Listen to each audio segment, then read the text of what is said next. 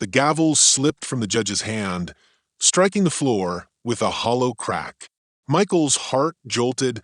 Was this hesitation or collapse? In the silence, David leaned back in his chair, smiling as if the room already belonged to him. Claire's papers trembled in her grip. One wrong word and everything would unravel. Thomas's eyes darted to the exit, as though deciding whether confession was worth escape. And in that breathless pause, truth itself felt like it might be silence forever. What happened next shocked everyone and set off a chain of events no one saw coming. Stay with me. This is a story you need to hear. Before we start the story, comment below and let us know where in the world you're watching from today. And if you find the story impactful, don't forget to subscribe for more. The glass of the bank reflected the city like a slow, tired mirror. Rain had fallen overnight and left the pavement dark and shining. Streetlights hummed their last songs as morning leaned in. A thin fog hugged the tops of cars. Somewhere a bus coughed and died.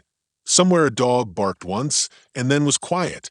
The bank's front was a neat rectangle of light on the gray, warm inside, cold out. People moved in small, careful groups, heads down against the wet.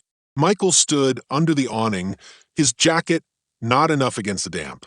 He watched the doors of the bank open and close, watched white collars and hurried shoes. He held a small envelope in one hand. The paper had been folded and smoothed until the creases were soft. Someone had written his name on it in tidy block letters. His thumb rubbed the edge until the ink smudged a little. He had been here before, of course. Not just today. He knew the way the marble floor swallowed sound, the hush that bank staff practiced like a uniform, the soft clack of keyboards behind glass. He knew how polite hands could back away when anger leaked under a voice. He knew how the world measured him sometimes by the way he dressed, by who he knew, by what account number said about him. Yet there was something about this particular morning that hung heavy, like smoke, in a closed room. He felt it in his chest, in the way his breath came short under the awning. Michael's shoes made a small splash when he stepped off the curb. He looked older than his 36 years, not because of gray in his hair. There was none, only the close-cropped cut that made his skull a steady shape. But because of the lines at the corners of his eyes. Those lines came from worrying that I did not sleep. He rubbed them with a thumb. His hands were large and steady, the kind that had once taught teenagers to lift heavy boxes without fear, the kind that could steady a patient under a dim operating light. He had done both those things and more in other lives. Today, he carried that small envelope like a stone. Inside the bank, a woman in a navy blazer smiled the practiced smile of a person trained to make people feel small and safe at once. Michael recognized that smile from 100 faces, the kind that asked you what you needed and decided before you spoke whether you deserved it.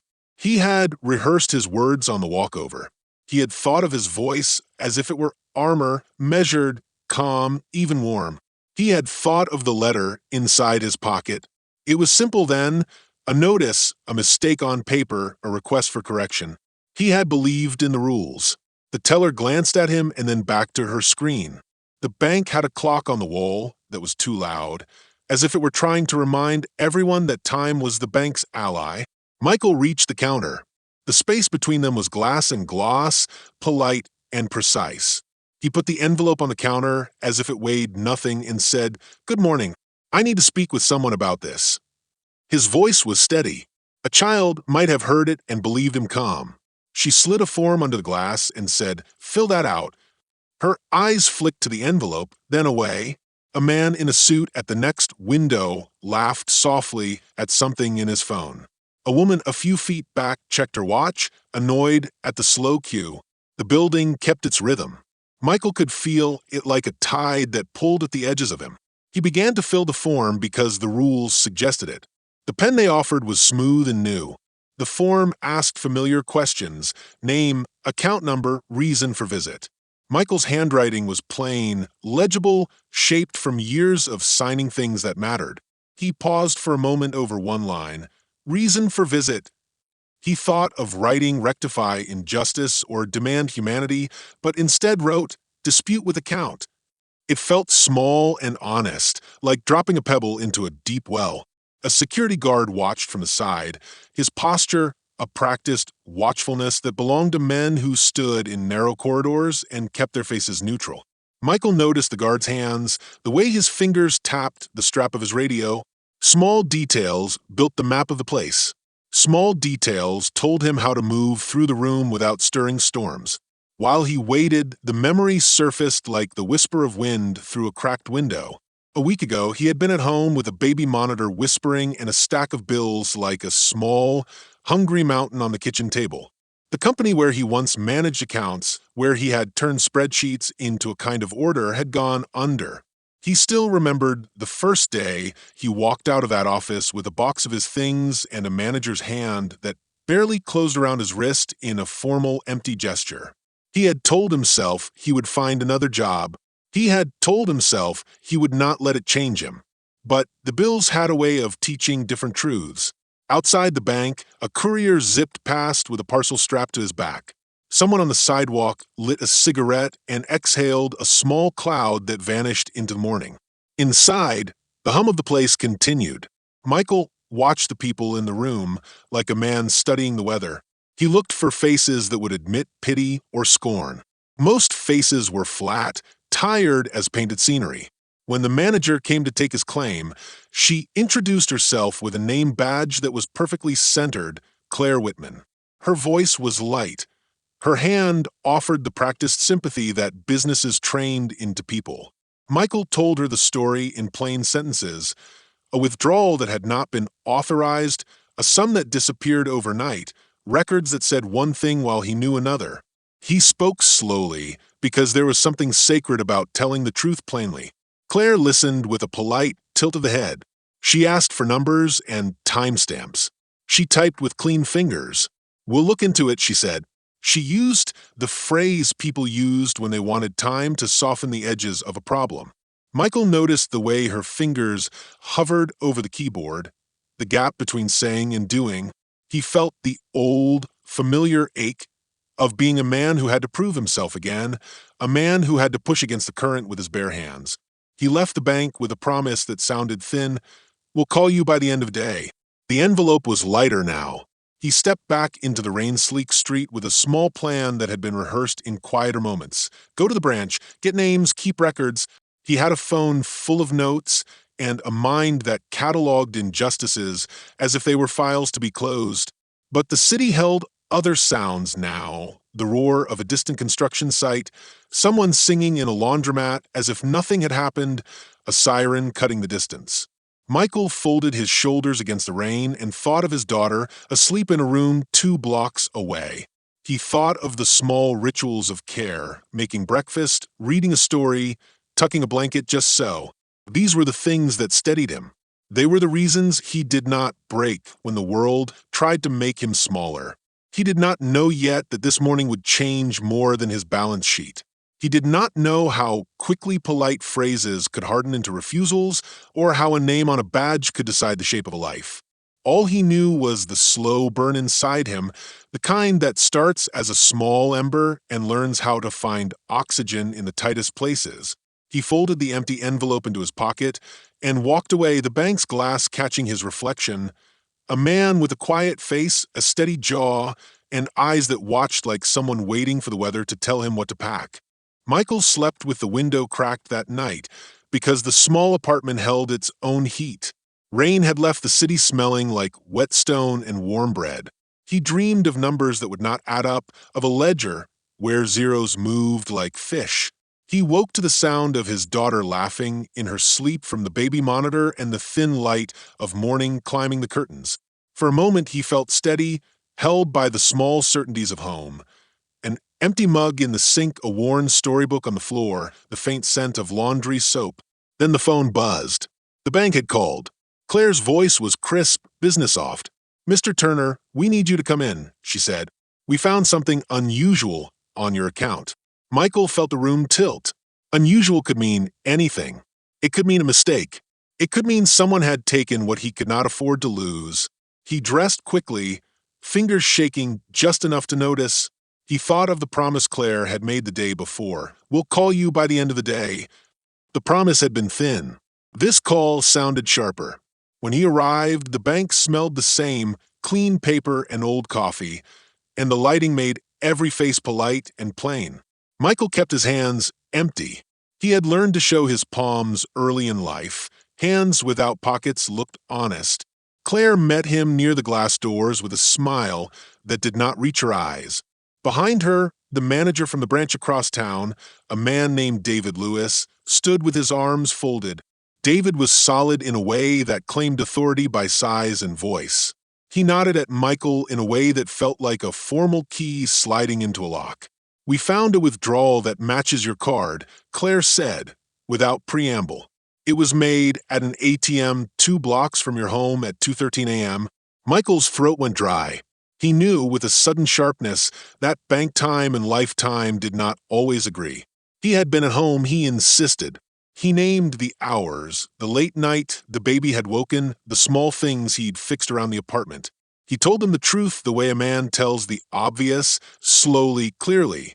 David's face did not change. "The camera shows someone who matches your description," he said. He used the phrase as if a match could be a conclusion. Michael asked to see the footage. They hesitated. A different woman at the counter whispered something into her headset and then looked away. The security guard, Thomas, kept his eyes on Michael the way a river keeps its current steady, always moving, never stopping.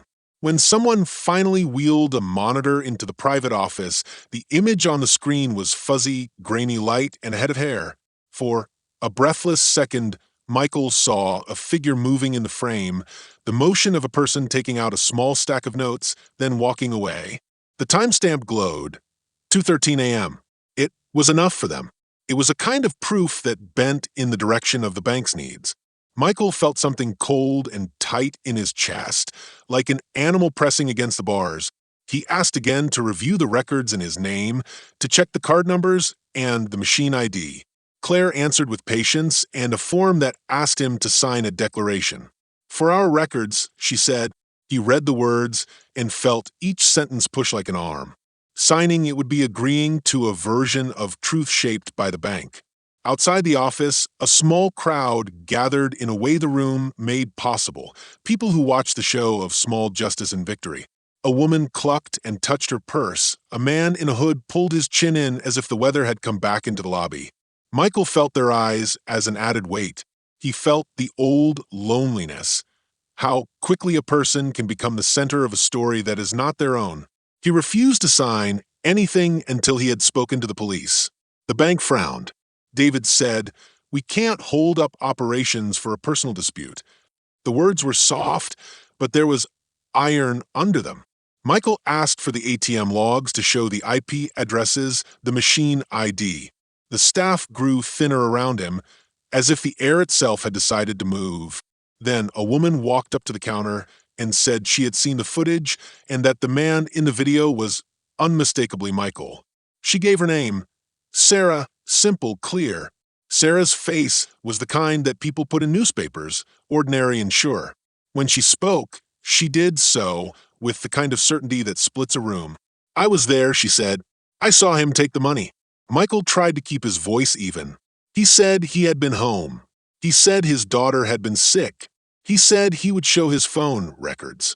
He offered the name of his neighbor who could confirm his time at home. Each thing he offered fell like a stone into a deep well. The bank's policies made certain things settle at the bottom quickly. The security guard's hand rested against his radio. Thomas's jaw was a line. David's eyes flicked between the footage and Michael, and then to a small, official-looking stack of forms. Claire's fingers hovered over a button that might call someone else, someone with a badge that would complete the story. Michael felt the room narrow like the throat of a bottle. A subtle shift happened then. So small it could have been the flapping of a moth's wing. A manager's assistant arrived with an alert on her phone. She showed it to David, who read, and then passed it to Claire. Michael saw the way their faces softened in an almost imperceptible way, as if the alert named a priority he had not yet earned. The bank's rhythms changed when named things arrived: corporate emails, compliance notes, a message from upstairs. The small alert was a thing that could tilt decisions. No one told Michael what that message said. He watched them read it and pretend it meant something routine. He waited for them to explain, to apologize for the inconvenience, to say the bank would correct any mistake. Instead, David told him the branch was closing temporarily for an audit. "We must ask you to leave," Claire said. "We don't tolerate disruptive behavior." Disruptive? Michael had not raised his voice. He had only asked for the records he had a right to see. He reached for the envelope in his pocket, the empty one from yesterday that had once felt like a container of hope, and found his hand shaking. He felt anger, yes, but also something more complicated. The feeling of being small in a room that used polite language to press you down. He thought of his daughter's face, of the way she reached for him when the lights were low. He thought of all the small things he would slow to fit the hours. They escorted him to the door. Thomas's hand on his arm was not rough, but it was firm. People in the lobby turned as he passed. A child pointed and then was hushed. Someone whispered, "What did he do?" They opened the glass door for him with a practiced courtesy that felt like a door closing on a life. Outside, the rain had stopped, but the city smelled as if it had been washing away someone's small truths. Michael stood on the pavement and listened to the bank's doors sigh closed. He did not shout. He did not cry. He pressed his palm to the glass and felt the warmth through it, felt the barrier like a membrane between two worlds. He folded his shoulders against the cold and walked away. He did not know, as he moved down the street, that a thought had already started in his mind like a seed pressed into soil. The seed was not violent or loud. It was precise. It asked one question: what would it take to make them see? The question moved like an ember in his chest, small, patient, burning. He walked until the bank was a rectangle of light behind him, and then he stopped and felt that ember grow steady, not yet a fire, but certainly not small. Michael kept his days measured now, counting small victories like clean laundry and a hot meal for his daughter. He woke before dawn because the quiet suited thinking. He made lists on the back of envelopes and crossed things out with a careful hand. The loss at the bank had altered something inside him. Not only money, but trust. He watched people the way a man who has been surprised by betrayal watches the weather, always guessing, never certain. At home, his daughter, Emily, moved like light through the apartment. She was 5, quick to laugh and slow to hold grudges. Her hair smelled like the shampoo Michael bought when money allowed small luxuries. He learned her moods like signals on a dashboard. A sudden silence meant a scraped knee. A sloppy smile meant she had found chocolate. She did not yet know the kinds of tiredness that lived on adult faces. When she asked about the day he would find work, he made the future a simple map. Soon, he said, and watched her believe him with a faith that was painful and beautiful. Emily's mother, Anna, called sometimes. They were not together. Their separation had been careful and quiet, more a slide than a crack. Anna was practical and sharp, a nurse who worked nights and came home smelling of disinfectant and tired coffee. She worried aloud about bills and age, and about how little the world sometimes felt like it belonged to people who kept asking for a fair turn. She wanted Michael to be safe. Michael wanted Anna to know he could be steady. Between them lay the unspoken, who had been there when Emily learned to walk, the small claims of memory that did not fit easily into polite conversations. Their relationship was a bruise, visible if you looked long enough, but otherwise hidden beneath everyday kindness. At the bank, Claire Whitman had a rhythm of control. She wore neat blouses and a badge that announced her name with too much ceremony. People thought she was the kind of manager who listened. She was, in truth, very good at hearing what the company needed to hear. She had worked her way up from the front desk, learning the art of smoothing problems into silence. There was an efficiency about her, a practiced kindness that made customers feel both welcomed and small. She liked lists. She liked things that fit. David Lewis, by contrast, carried authority like a coat. He was used to making decisions that had immediate consequences for others and little consequence for him. He had daughters who played soccer on Saturday mornings and a wife who liked quiet dinners. There was an easy certainty to the way he walked, the kind that had more to do with privilege than courage. He believed rules were a kind of architecture, solid, and not meant to be questioned. Thomas, the security guard, was younger and quieter. He watched because watching kept him safe.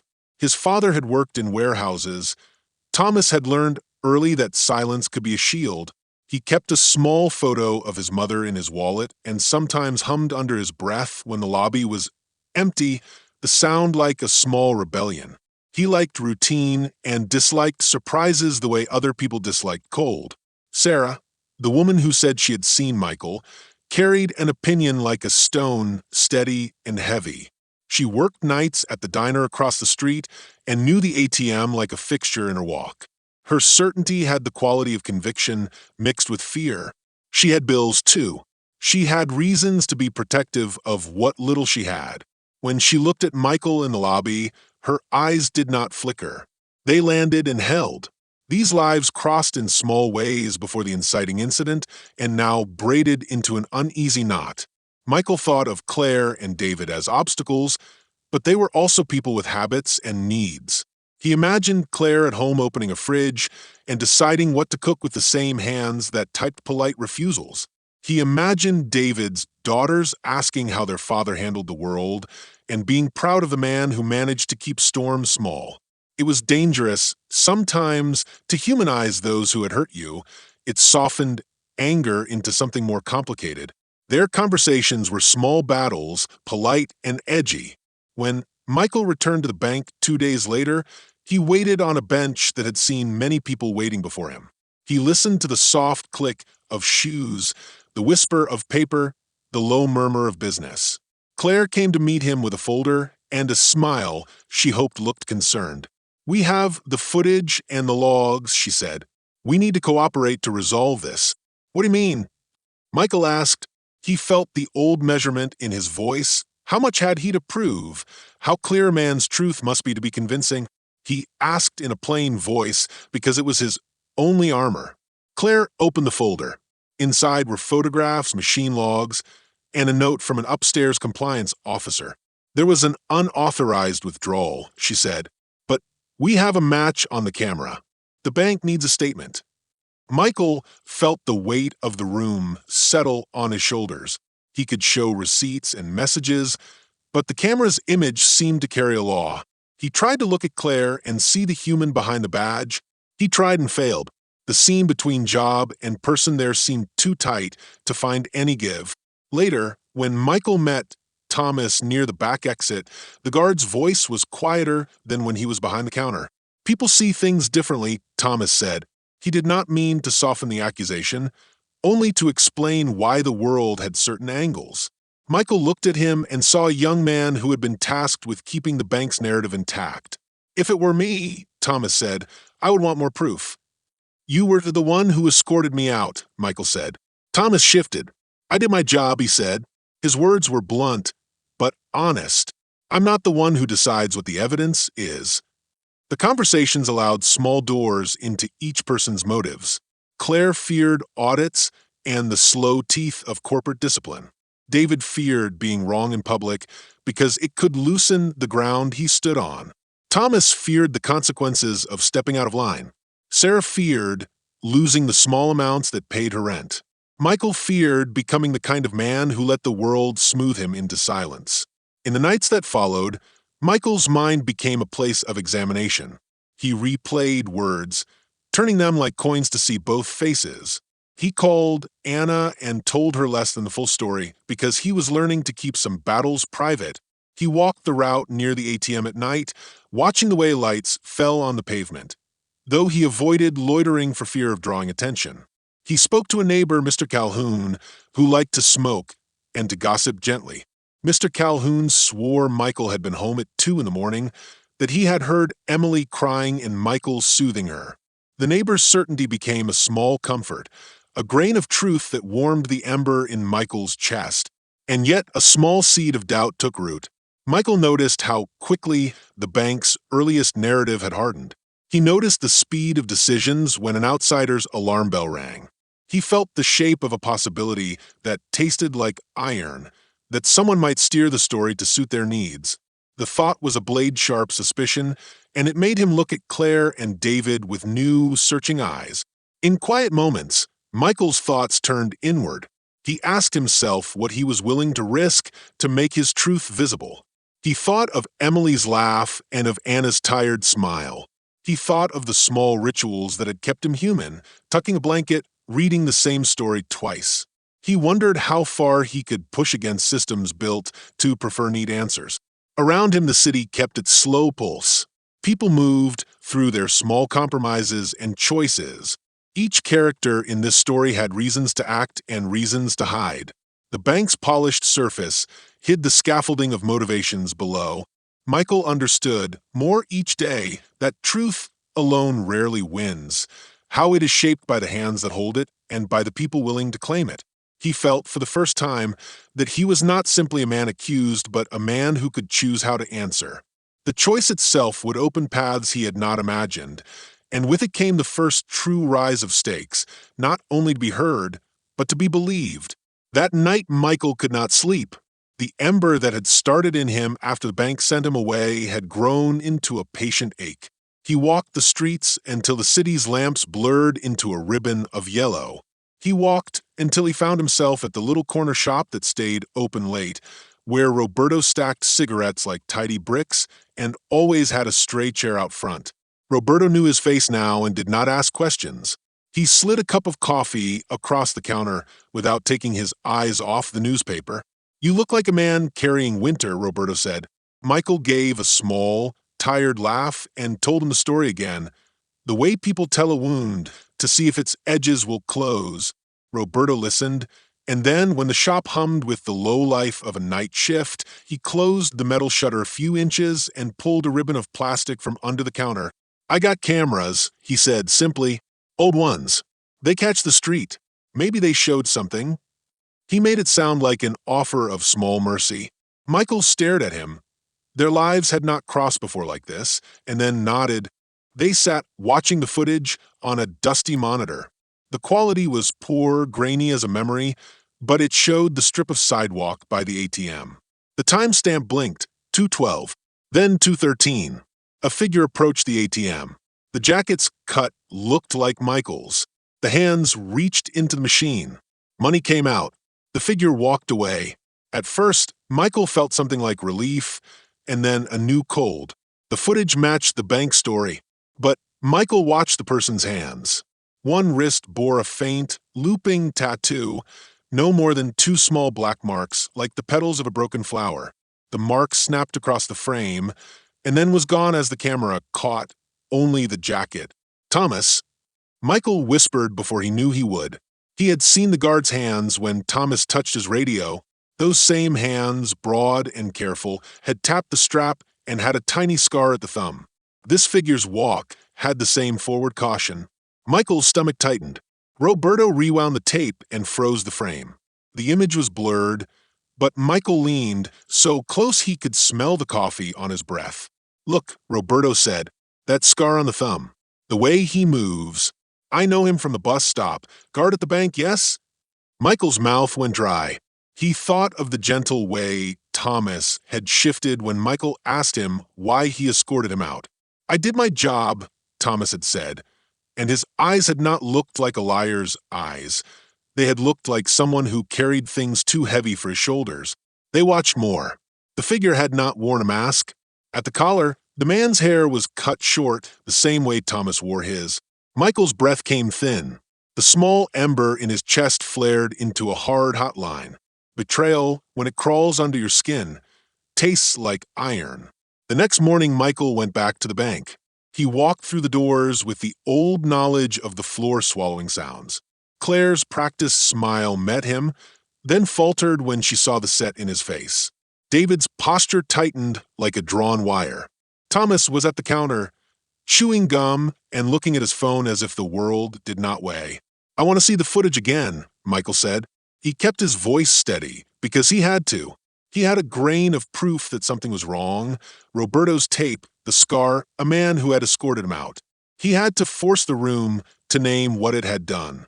Claire led him toward the private office as if she were guiding a difficult conversation. She opened a drawer and took out the official footage. The images were the same, but clearer, because the bank's cameras were newer, sharper, Michael's stomach rolled as he watched the frame where the figure pulled money from the machine. He stopped it and zoomed in with a trembling finger. There on the wrist, a small marking, finer than Roberto's capture, almost hidden. A tattoo, faint and simple. The same gap at the thumb where the camera caught a small scar. Michael's hands trembled, but he did not make a sound. He felt the room tilt. "You see," he said. His voice was low. He looked at Thomas. The guard's face went pale in stages, like paint being washed away. He had always been a young man who tried to hide fear, with small jokes. The jokes fled now. Thomas's mouth opened and closed.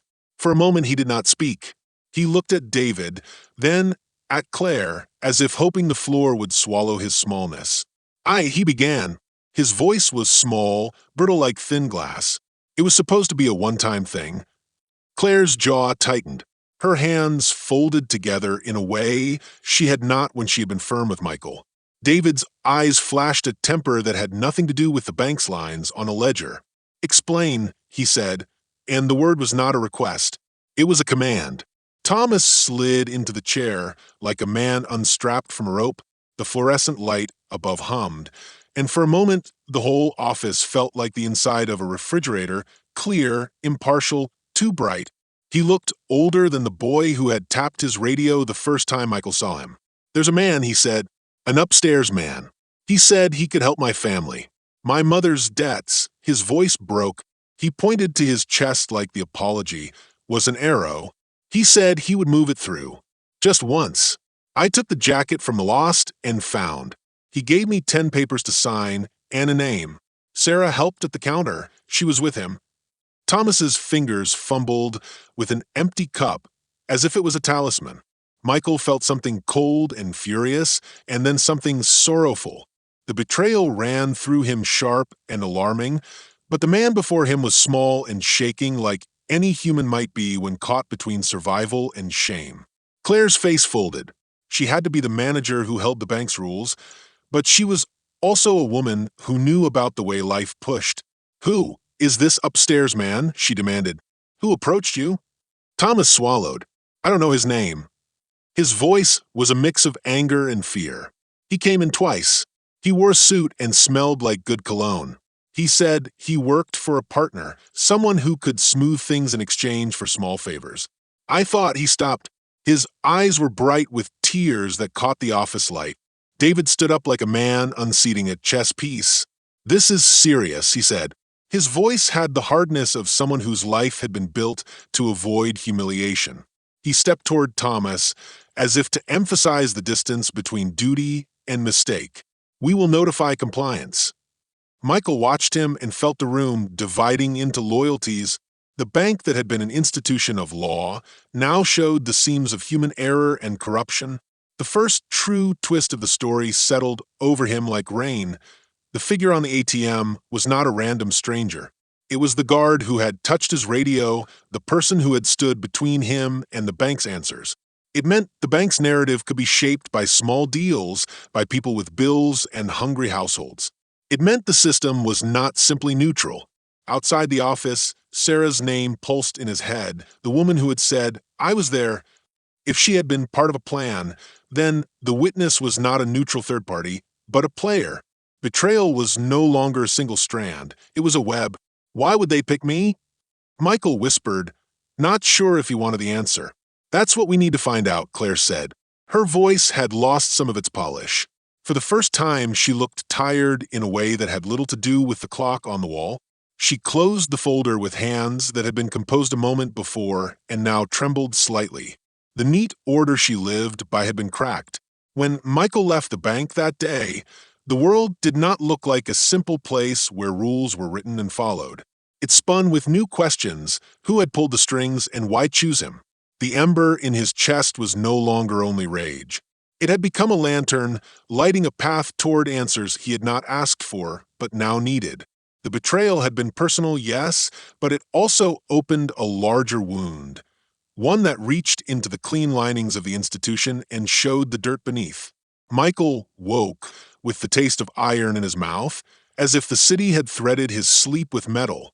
The lamp on his bedside table threw a thin pool of light across the room. Emily's small chest rose and fell in the next room, steady and trusting. He watched her sleep for a long minute and let that steadiness settle him. Then he rose and dressed with the slow care of a man who knew the day might ask him for more than he had planned to give. The bank had called an investigation, Claire had said, and compliance would look into internal collusion. That should have felt like a victory. Instead, it felt like being placed inside a glass box where every movement was slowed and judged. He felt observed and inert, waiting for a verdict that might never clear his name. The ember that had become a lantern burned on, patient and precise. Outside, the city moved through a soft, uncertain spring. People hustled with umbrellas and coffee cups. Michael moved like a man who carried his own weather with him. He went to the library and sat under a high window, the light catching dust and making it look like a small constellation. He wrote down the names he had: Thomas, Claire, David, Sarah. He added Mr. Calhoun and Roberto and Anna. He filled a page with times and small facts, drawing lines between them like a map. The act of writing steadied him.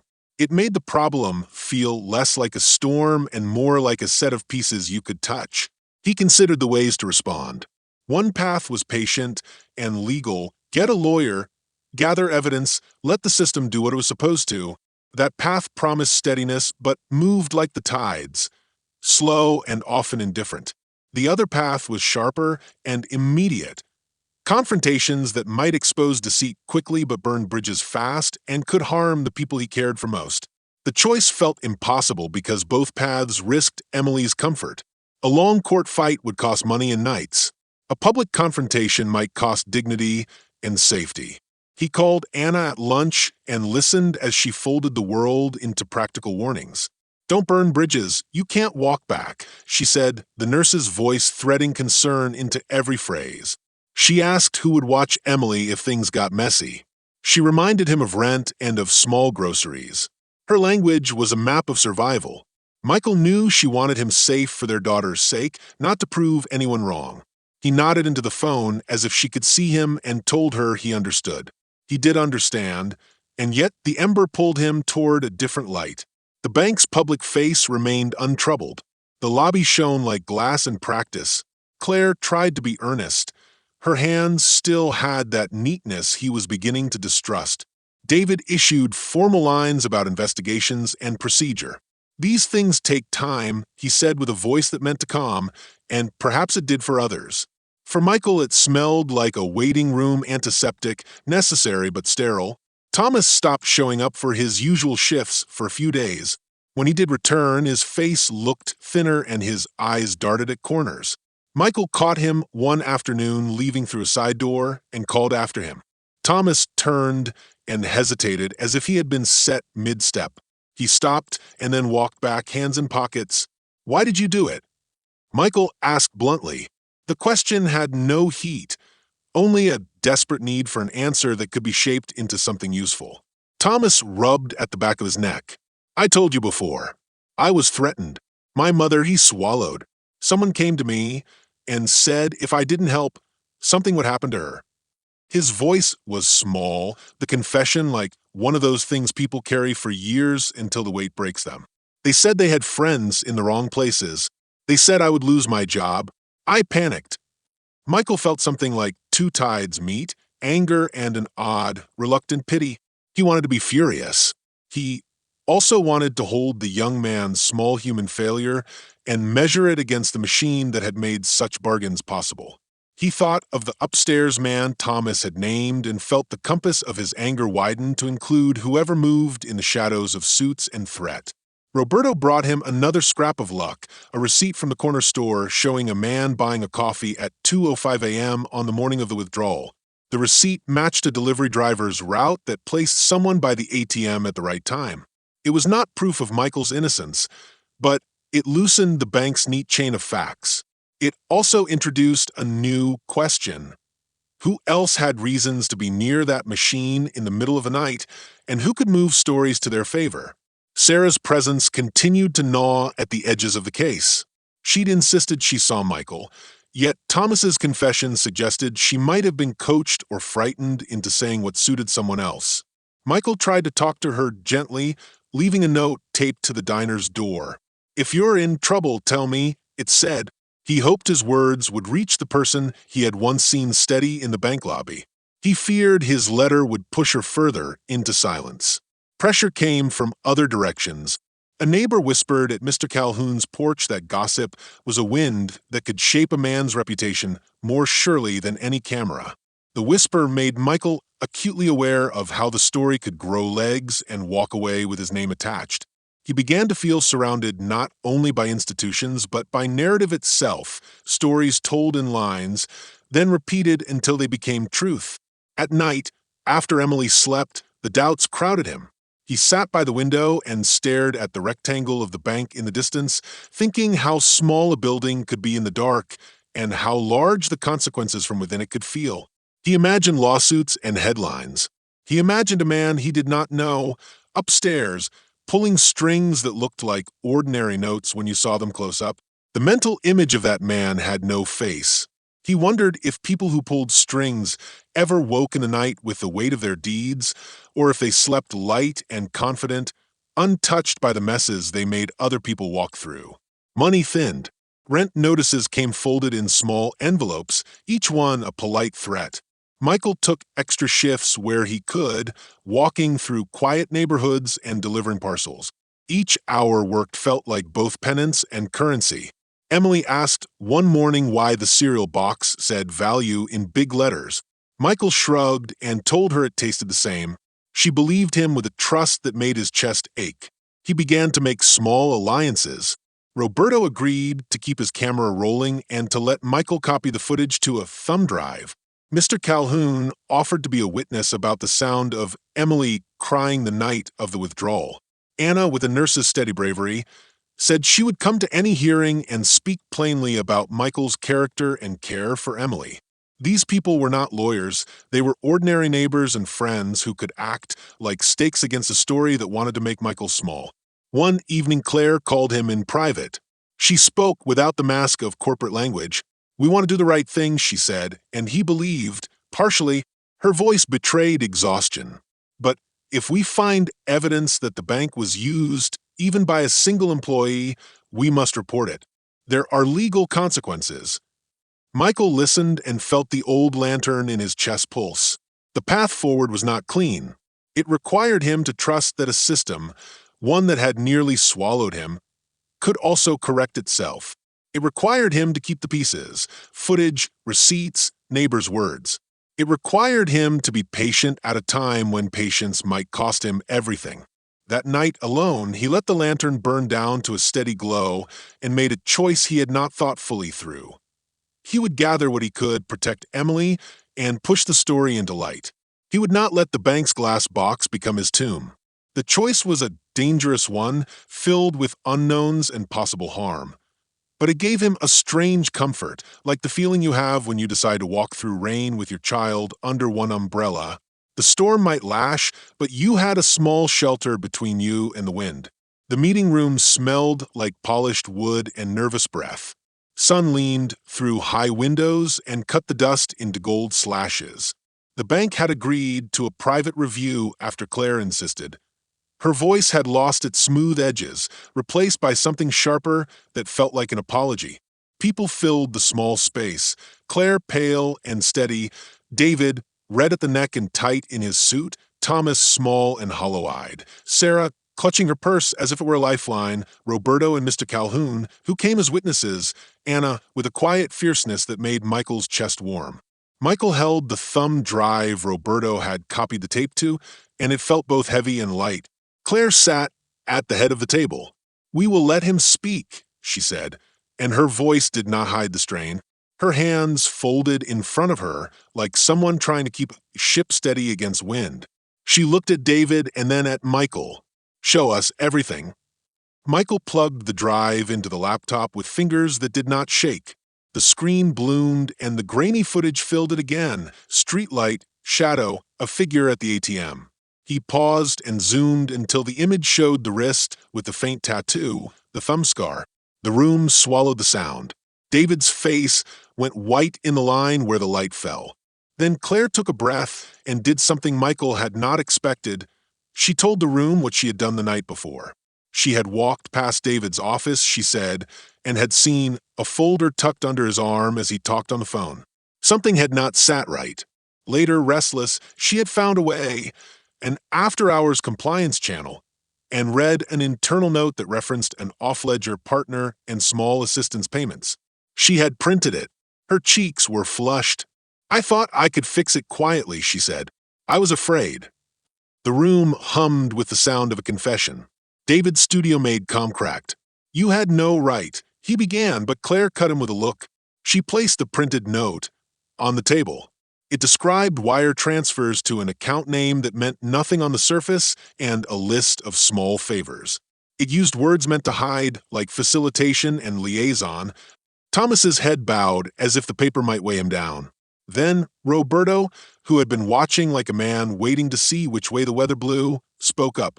He handed a folded receipt to Claire, the one for the coffee at 2:05 a.m. He pointed to the handwriting on the back of the slip. It was a delivery driver's initials that tied to a route. The room narrowed to focus. "Who is upstairs?" Michael asked quietly, though the question had been asked before and again had no face.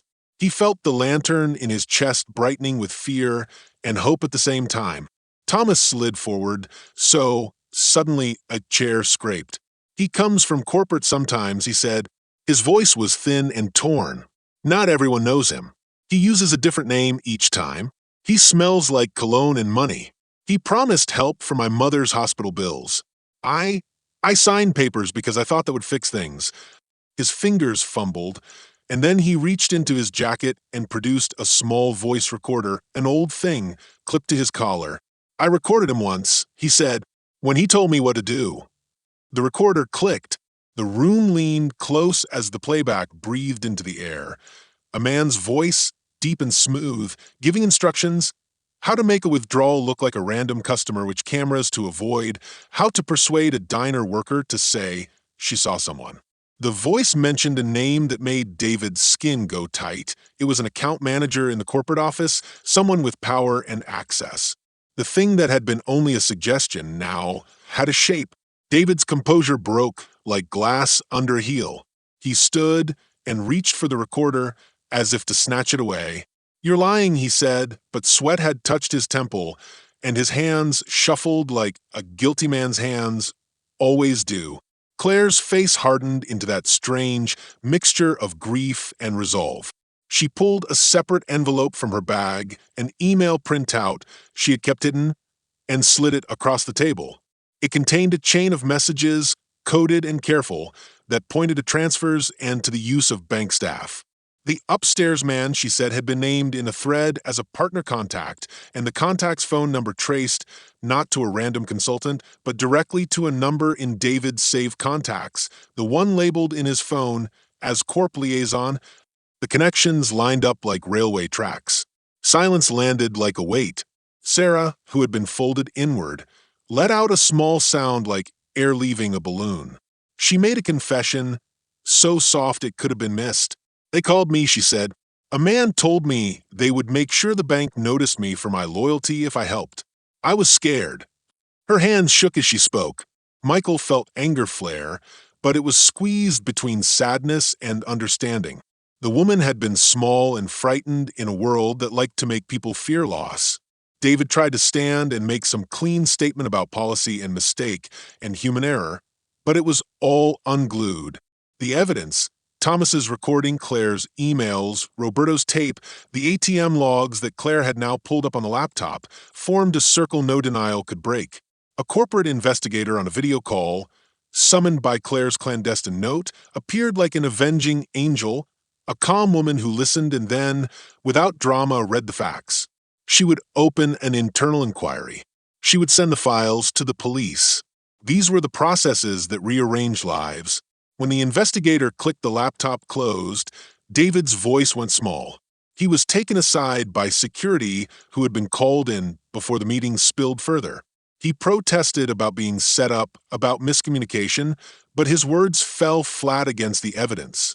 The bank's polished floors seemed to reflect a man diminished by his own design. Thomas began to cry in a way that was raw and immediate, not because he had been found out, because he felt exposed and ashamed. Michael saw him there, a younger man with a tremor in his hands, and he felt a rush of protective anger that surprised him. To the world that had nearly crushed him, Thomas had been a frail figure doing what he felt he had to for a loved one. Michael could have walked out and left the law to do its work, brutal and clean. Instead, he did something else. He stood and faced the small group left in the room. His voice shook only once and then steadied. "I want accountability," he said, "but I don't want to break lives where the system forces people into corners.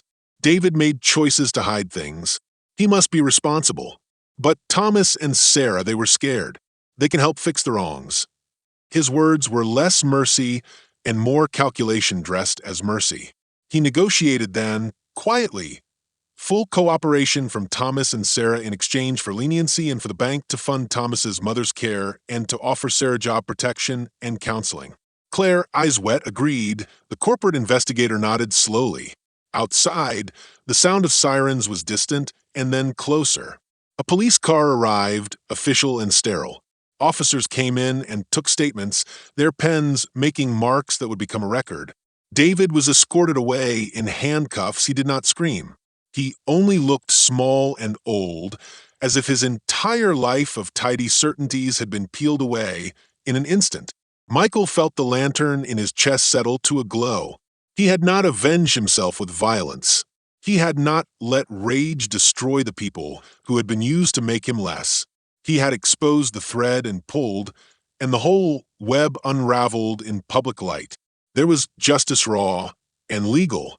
There was also the bitter medicine of seeing how close hunger could push a man toward complicity. Later, outside the bank, late afternoon had thinned into a sky like thin glass. Michael walked with Anna and Emily toward home. The air tasted of rain left behind and something like relief. He thought of the choices he had made, the small mercy for Thomas, the demand for accountability for David, and felt complicated peace. He had not been made whole.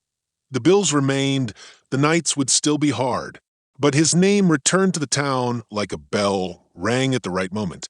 At the door to his apartment, Emily tugged his sleeve and looked up with the unquestioning love of a child. "Did they say sorry?" she asked simply. Michael crouched and held her face between his hands.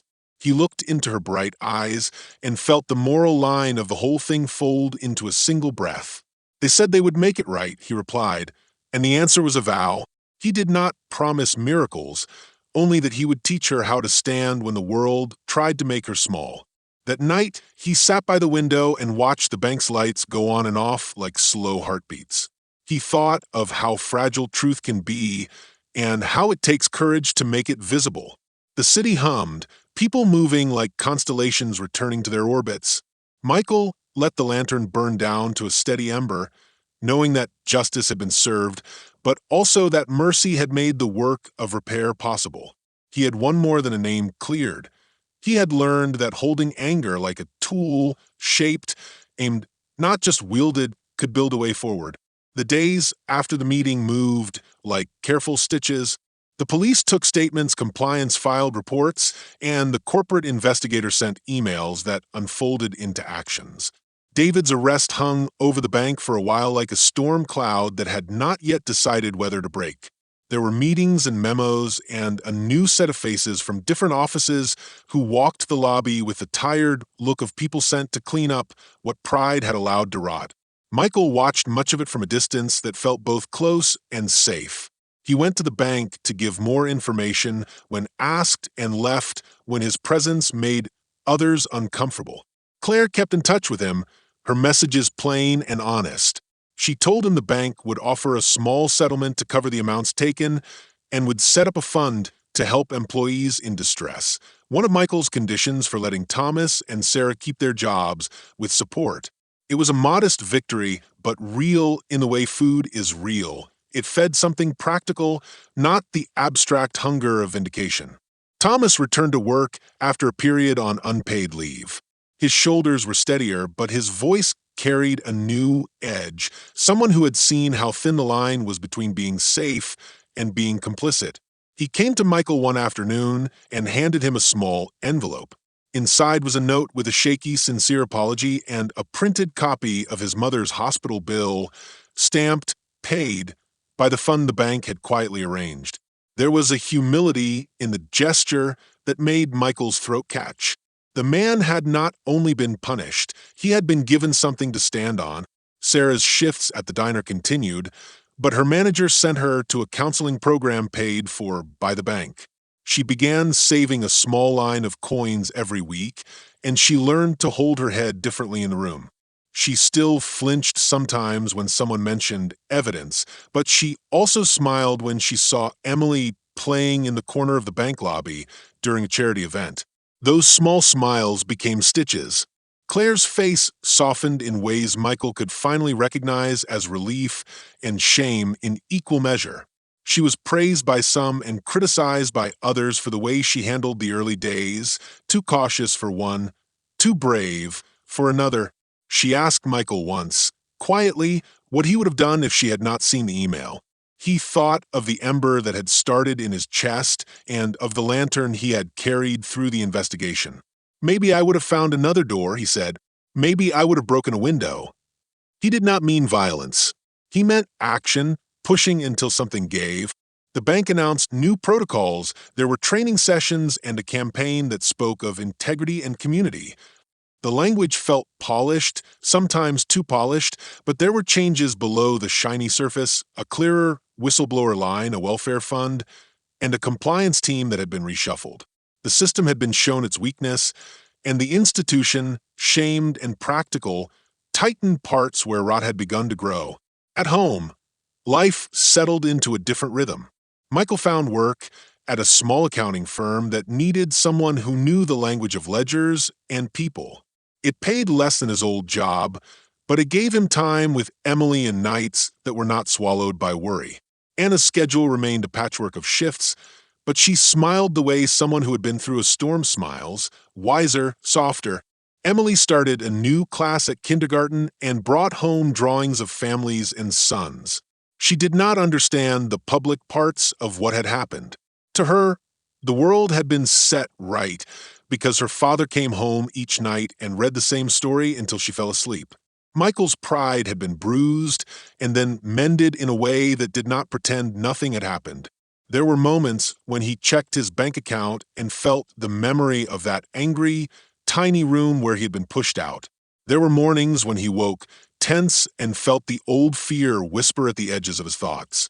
But there was also a stubborn peace that came from having asked for something other than revenge. He could have insisted on punishments that erased people rather than repaired them. Instead, he had tried to build a path that held accountability and room to fix. One evening, after Emily had been tucked in and Anna had left for a night shift, Michael sat at the small table by the window and looked out over the street where the bank's lights blinked like distant watchfires. He thought of David, the man who had worn tidy suits and built rules in his favor, and of Thomas and Sarah, small people who had been placed in impossible positions. He thought of Claire, who had crossed from silence into courage with trembling steps. He thought of the system that allowed a suit to move unseen through its halls and the neighbors who had kept simple, stubborn truths. Roberto's shaky footage, Mr. Calhoun's testimony about Emily's cries. He understood, in a way that felt sharper than it had at the start, that the struggle had not been about one stolen sum. It had been about how power could bend the truth if no one watched closely enough. It was about how ordinary people with small rooms and bills and tired children, could be both the instruments and victims of a larger machinery. Justice, he realized, was not only punishment, it was the steady repair of the broken places that let harm happen in the first place. There were nights when his anger returned, bright and quick, like a flare. He remembered what it felt to be dismissed by a polished smile, to have the world presume a man's guilt before it had a chance to hear him speak. He let the anger have its moment, then folded it into action. He helped Thomas fill out forms, he lent Roberto the money to replace part of his camera, and he volunteered to speak at the community meeting the bank organized about fairness. The work was small, and it did not erase the pain, but it made a map from which future people might navigate. In the end, What held weight was the dailiness of care. Emily's small hands on his cheek reminded him why he had chosen repair over revenge. Anna's steady presence taught him that partnership could survive strain. The people who had helped, who testified and copied tapes and told the truth, had been as crucial as any legal finding. He felt gratitude for them that was fierce and tender. On a quiet Sunday, Michael walked Emily to the small park where she fed pigeons with pieces of stale bread. She laughed when a bird landed on her shoe. He watched her and felt a hollowness filled with something bright. He had not won everything. There were still bills and nights of worry. But there was the knowledge that he had not been made small by the way someone had tried to write his name in a story that was not his own. At night, when the apartment was still and the city had softened into the low sound of distant traffic, Michael would sometimes take the small envelope Claire had given him after the settlement, a plain envelope, not the original, and press it into his palm. It was not much. It was a thing that could not undo the fear of that night.